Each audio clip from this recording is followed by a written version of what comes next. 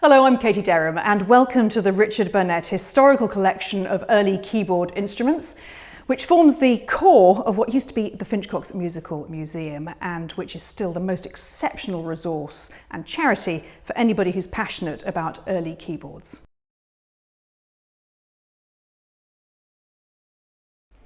Hello, my name's Maggie Cole. I'm very delighted to be here today at the home of the Richard Burnett Collection of historic keyboard instruments. Today I'm going to be showing you this very, very wonderful example of a Viennese instrument by Johann Fritz of 1815. As you can already see, it's very ornate to look at, and it is equally ornate in the sounds it produces. So here I am now seated at the Johann Fritz, very, very beautiful Viennese piano. And before playing a piece on this piano, I'd like to introduce the effects that the pedals make, which you will then be able to hear in the music I'm going to play to you. On the left, I have something known as the una corda or due corda, which is a pedal very akin to the one we have on the modern piano. It softens the effect of the piano.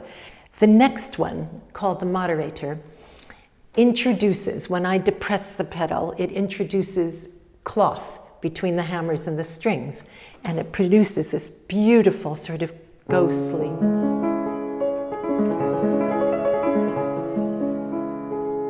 a very softened, muted effect. Next along, we have another pedal like we have on the modern piano, the sustain pedal.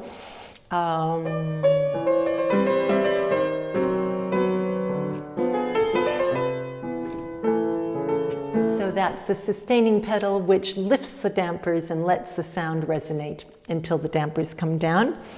And then finally on the right, something rather extraordinary, which is called the janissary or Turkish pedal. And this one engages a bell, some cymbals, and underneath the piano, a drum. And this effect is unlike any other effect I've ever come across, and we certainly don't know it in modern pianos. It's called Turkish because there was a huge love and a fascination with actually all things Turkish in Vienna at this time. And the composers of the time could just wander the streets of Vienna and hear Turkish musicians playing their very exotic music. They became fascinated by this, and therefore the piano builders introduced this extraordinary sound, which I'm not going to use until I play the piece that employs it.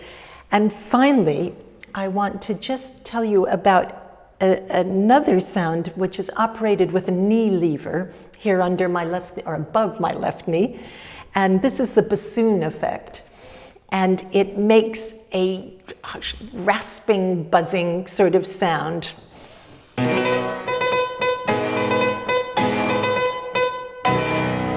Like that.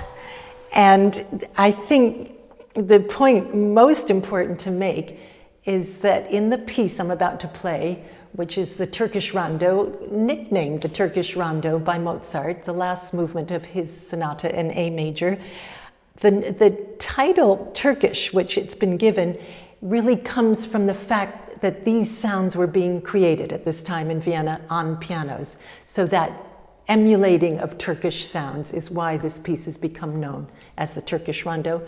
And it's exactly what I would love to play to you to demonstrate some of the sounds you've just heard.